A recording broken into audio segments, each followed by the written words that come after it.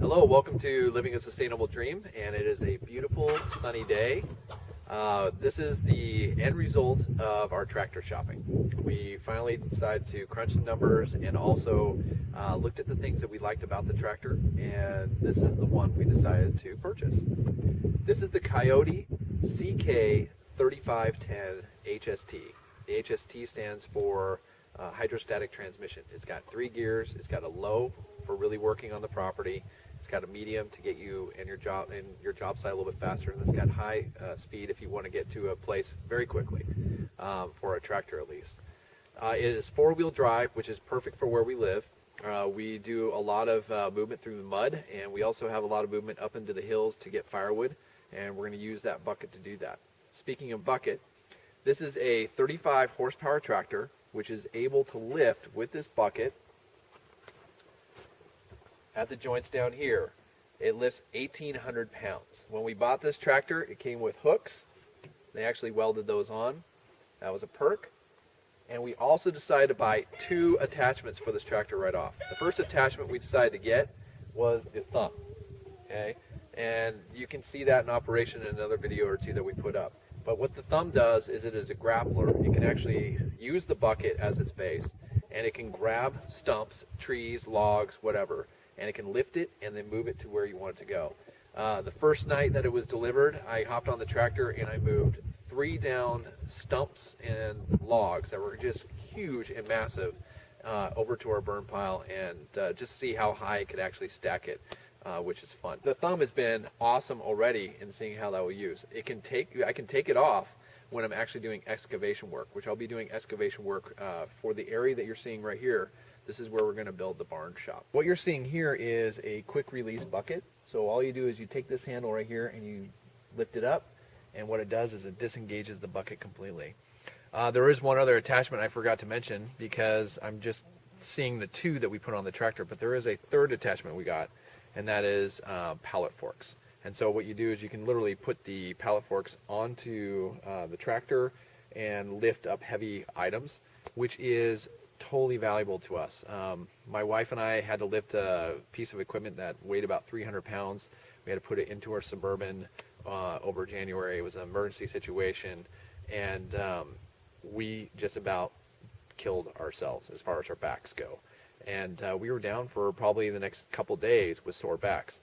With the Pallet Forks, what we could have done, instead of lifting something about 2.5 to 3 feet in the air together and then sliding into a place, we can lift it maybe 4 inches and then slide it onto a pallet, and then take the forks, lift the pallet up, and then do the heavy lifting with that. So that is going to be wonderful for the property.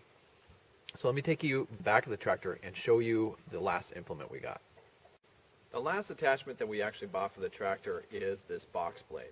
Now, a box blade is crucial if you're going to do any type of excavation work or smoothing out land or even doing road maintenance. We bought this so we could actually get the foundation set for our barn shop that we hope to build this summer. It's going to smooth out the land, and then we're also creating drainage around the foundation as well. All you have to do is alter one of these here, actually this one here, to create a tilt, and you can create a nice little moat or whatever, a drainage ditch around your foundation.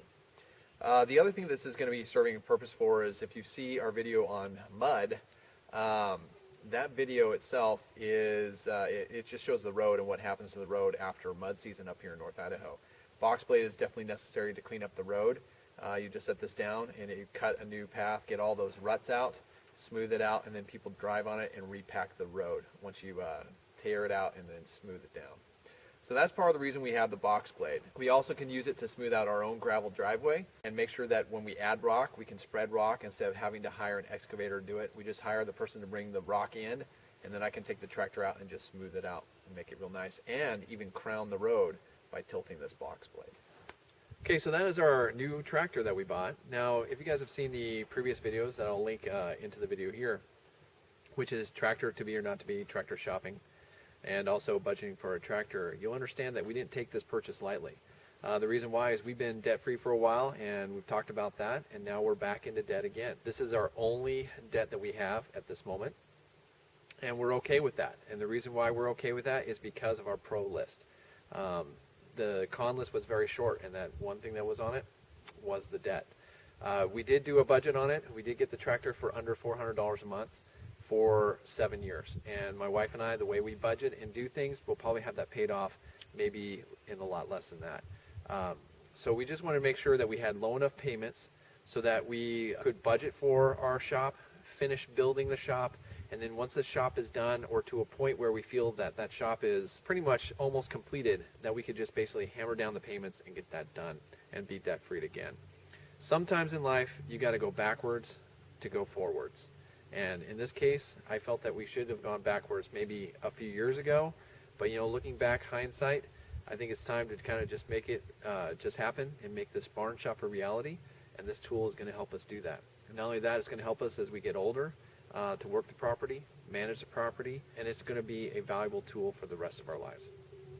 So I hope you guys enjoyed our look at the tractor and our process in buying the tractor.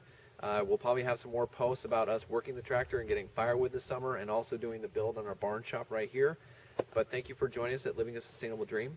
Please give us a thumbs up, a like for this video, and please subscribe. We enjoy having you be a part of our community. God bless.